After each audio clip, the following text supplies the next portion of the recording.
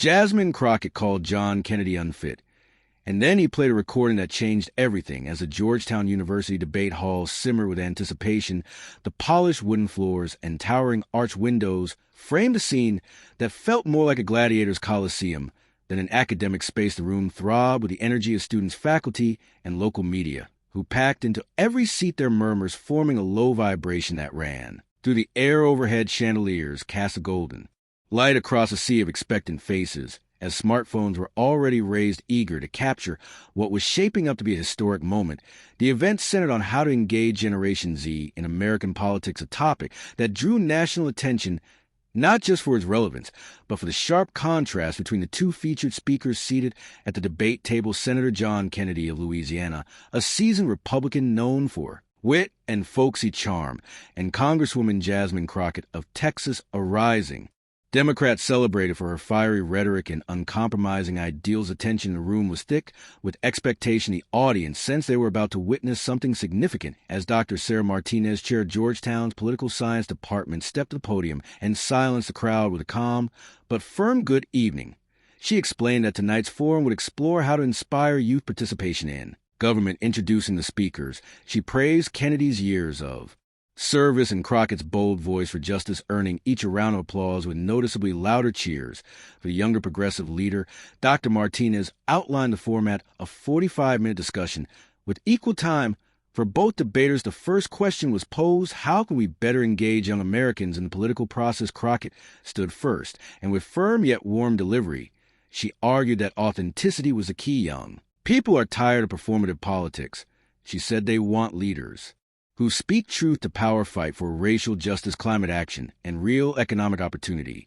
She called for voter registration in high schools and education that reflects America's diversity. Her message electrified the students, who nodded, whispered, and applauded in growing waves. When it was Kennedy's turn, he leaned forward, hands clasped, his voice casual, as if talking with neighbors over breakfast. He acknowledged Crockett's points, but said that results, not flashy speeches, when people over in Louisiana. He said, "We talk straight. We show young people that government works when it focuses on job safety and common sense that gets people voting." His words drew chuckles and applause, and his unhurried style grounded the room after Crockett's fiery energy.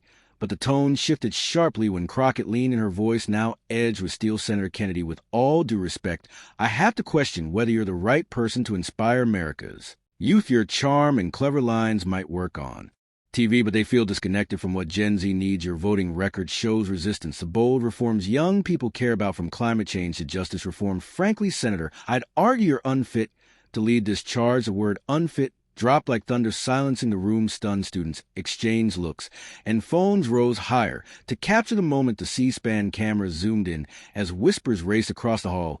Kennedy's smile remained, but a flicker of sharpness appeared in his eyes. He leaned back, savoring the silence that followed. The audience held its breath, knowing this wasn't just about politics anymore. It was about dominance and command. Crockett pressed forward, her voice rising. "Young people face real crises. They need transformative change, not the status quo. Your record suggests comfort with the past, not a vision for the future. How can someone so tied to yesterday lead the voices of tomorrow?"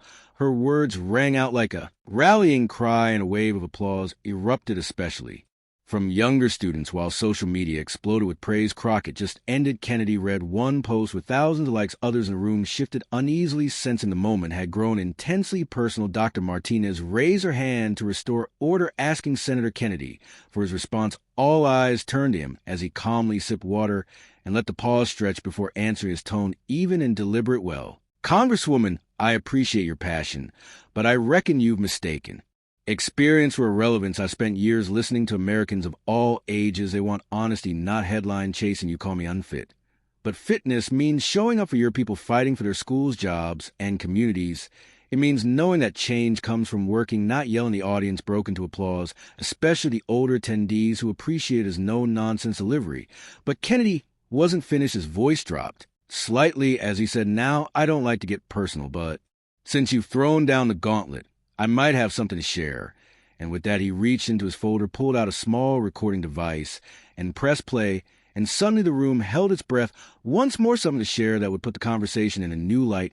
He reached into his jacket pocket and pulled out a small digital recorder. The sight of it sent a ripple of curiosity through the room. "Folks, I think it's only fair we have an honest "Conversation tonight," he said, locking eyes with Crockett, "and I got a little something here that might help us do that." The room fell into a hush, the air tightening, as students leaned forward, their phones aimed at Kennedy, capturing every second. Crockett's confident expression slipped, just slightly, her eyes narrowing. As she watched him raise a recorder, whispers surged across the hall. What was on that recording? Was Kennedy about to flip the script? Dr. Martinez sensed a shift and spoke. "Carefully, Senator, are you suggesting you have evidence relevant to this discussion?" Her voice was measured but curious. Kennedy nodded, his smile touched with mischief. "I do, Dr. Martinez, and I think the folks here deserve to hear it." Before we go any further, the tension in the room became electric. His finger hovered over the play button as the audience waited. Social media exploded with speculation about what Kennedy was about to reveal. Crockett sat back, her arms folded, her face unreadable, but her posture visibly tight.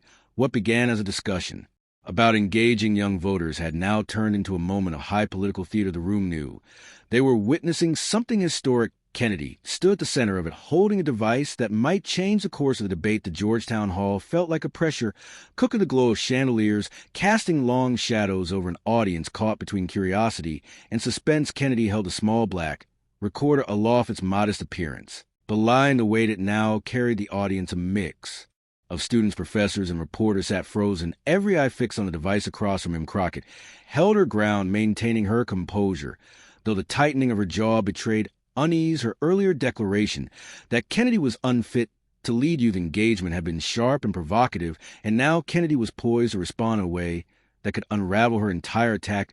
The C-SPAN cameras zoomed in, catching every facial twitch, every flicker of movement. Student phones lit the air like sparks, broadcasting the